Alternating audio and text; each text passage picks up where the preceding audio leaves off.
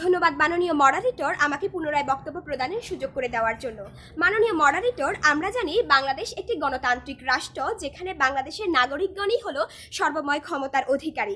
বিচার, নির্বাহী ও আইনের পাশাপাশি গণমাধ্যমকে এই গণতন্ত্রের চতুর্থ স্তম্ভ হিসেবে ধরা হয়।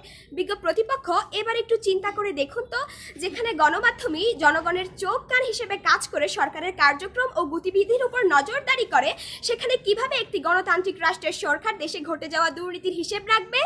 আধুনিক এই বিশ্বের গণমাধ্যম যদি জনগণের পাশে না দাঁড়িয়ে তাদের অসহায়ত্বকে না তুলে ধরতো, সরকার কিভাবে দেশের আনাচে কানাচে ঘটে যাওয়া দুর্নীতির খবরাখবর রাখতো? প্রশ্নটি রয়ে গেল আমার বিজ্ঞ প্রতিপক্ষ বন্ধুদের কাছে। মাননীয় মডারেটর, ইতিমধ্যেই আমরা বিপক্ষ দলের 3 জন বক্তার বক্তব্য শুনলাম।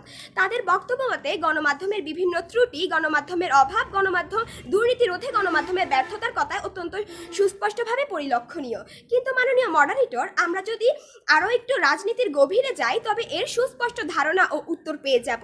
মাননীয় মডারেটর, আমার প্রতিপক্ষ বন্ধুরা গণমাধ্যমের ত্রুটিগুলোর কথা তুলে ধরেছেন। তারা কি একবারও ভেবে দেখেছেন এই ত্রুটিগুলো কেনই বা ঘটে? মাননীয় মডারেটর, এই প্রকার ত্রুটিগুলোর জন্য দায়ী হলো গণমাধ্যমের পর্যাপ্ত পরিমাণে স্বাধীনতার অভাব। কোনো দেশের সরকার যদি গণমাধ্যমকে সর্বোচ্চ স্বাধীনতার অধিকার প্রদান করে, তবে সেই দেশ কোনোভাবে অপশক্তির চাপের কাছে হার মানবে না।